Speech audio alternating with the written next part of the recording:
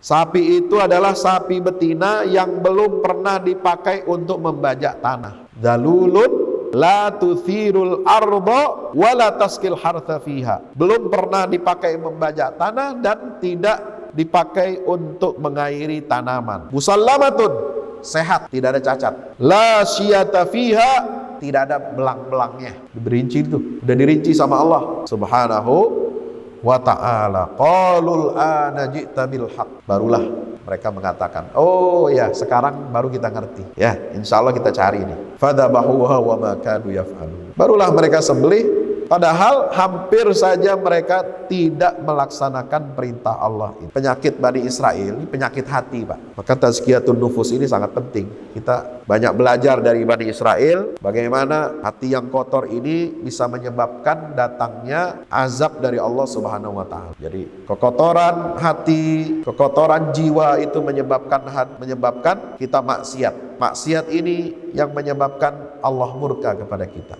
Maka itu kita harus berhati-hati dan waspada untuk senantiasa menjaga hati kita. Ya. Wa idh qataltum nafsan fadaratum fiha wallahu mukhrijum ma kuntum taktumun. Dan tatkala kamu membunuh ya satu nyawa, satu orang, dan kalian ingin apa? Ingin membuktikannya, saling tuduh menuduh. Nah, bagaimana caranya? Allah memberikan caranya, wallahu mukhrijum ma kuntum taktumun. Bagaimana caranya? Faqul nadribuhu bi ba'dihha. Pukulkan sebagian dari anggota tubuh sapi betina yang baru kalian potong itu, kalian sembelih itu, ke tubuh si korban pembunuhan. Maka dengan izin Allah, kadzalika yuhyillahul mauta, akan dihidupkan kembali. Terus mati. Jadi hidupnya cuma sebentar. Untuk apa? Bersaksi dan menyatakan siapa pelaku pembunuhnya, pembunuhan yang terhadap orang tersebut. Kan ini hebat, luar biasa, Pak. Jadi hanya untuk cara menghidupkannya dengan cara seperti itu. Maka itu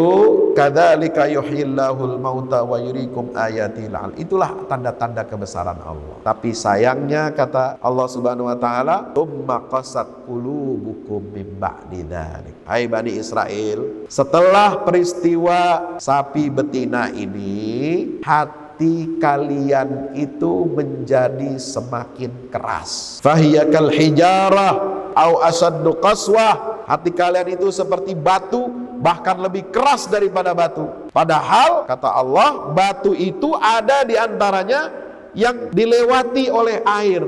Dia bisa menjadi makhluk Allah yang kita tidak bisa mengatakan lembut, karena batunya tetap keras, tapi dia bisa dilewati oleh air yang mengalir. Kan artinya apa? Dia mudah dilewati gitu. Kemudian bahkan kata Allah, bahkan ada yang terbelah, ada yang bisa memancarkan air.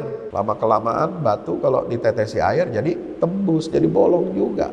Jadi hati walaupun keras, batu itu walaupun keras, dia bisa tetap tembus kalau istiqomah dihujani oleh air. Nah, demikian pula hati kita umat manusia ini. Maka itu kita umat Islam harus menjaga hati kita, merawat dan menata hati kita, jangan sampai keras membatu seperti Bani Israel. Kalau umat Islam hatinya membatu, hatinya keras, tidak bisa diperbaiki, tidak bisa dipoles, tidak bisa diubah, ini berbahaya. Termasuk kita harus berkaca kepada hati kita sendiri. Apakah hati kita ini sudah benar? Hati kita sudah ikhlas beribadah karena Allah? Hati kita ini sudah lurus? Kalau hati kita sudah lurus dalam beribadah, ikhlas beribadah karena Allah, ikhlas dalam setiap amal perbuatan kita, tunduk hati kita kepada semua perintah-perintah Allah Ta'ala, maka umat Islam ini akan bisa kembali untuk mendapatkan kemuliaannya dari Allah Subhanahu wa Ta'ala.